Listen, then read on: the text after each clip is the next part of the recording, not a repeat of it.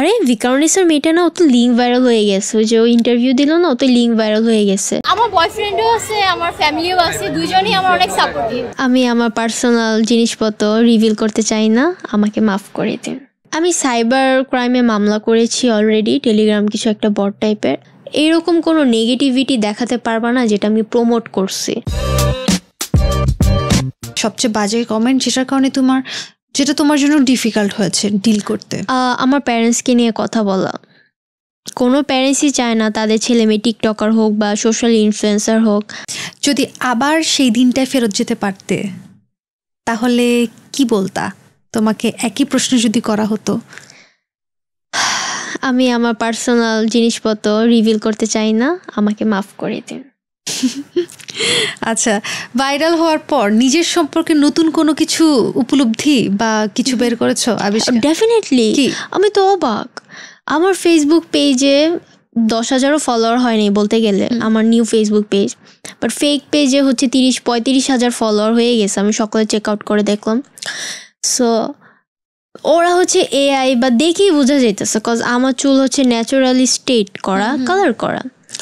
So ওরা হচ্ছে AI ব্যবহার করে।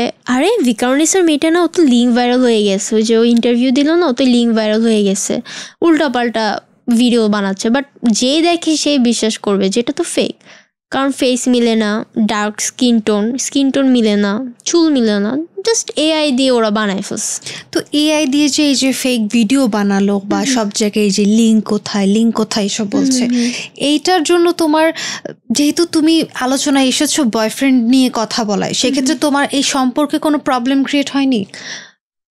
না, ওরকম হয়নি, কারণ দে নোজ যে আমি কীরকম, আমি অ্যাকচুয়ালি মেয়েটা কীরকম দে নো। আমার ইভেন এর থেকে আমার পার্টনার থেকে এর থেকে বড় কথা, আমার বাবা মা জিনিসটা খুবই ভালোভাবে ডিল করছে।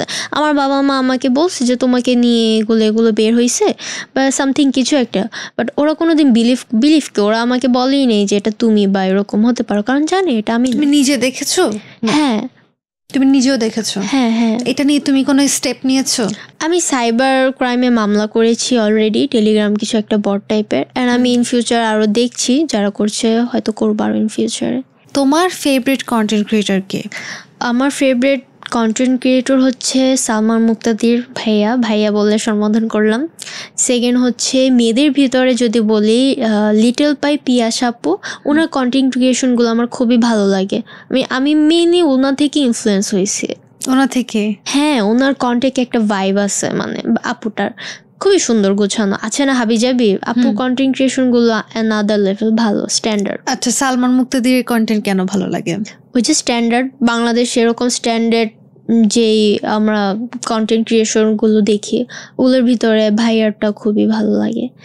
বিকজ অফ ভাইয়া খুবই সুন্দর ব্র্যান্ডিং করতে পারে। আমি কিন্তু ভাইয়ার থেকে কিছু আইডিয়াও চুরি করছি। হ্যাঁ, ভাইয়ার ব্র্যান্ডিংগুলো খুবই সুন্দর হয়, মানে দেখার মতো আর কি।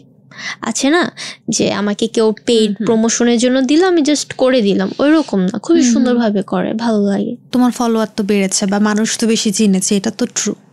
হ্যাঁ, এটা ট্রু, বাট নেগেটিভ ভাবে, যেটা আমি কখনো চাইনি, সামনেও চাইবা না ইনশাল্লাহ, কখনো না। কজ তুমি যদি এখন আমার টিকটক, আমি এখনো কোনো ভিডিও আপলোড দিইনি, বা ফেসবুক ইনস্টাগ্রাম দেখো, এরকম কোনো নেগেটিভিটি দেখাতে পারবা না যেটা আমি প্রমোট করছি, বা এরকম কোনো নেগেটিভিটি কথাবার্তা বা যে কোনো কিছুই আমি প্রমোট করছি বা বলছি অ্যাটলিস্ট।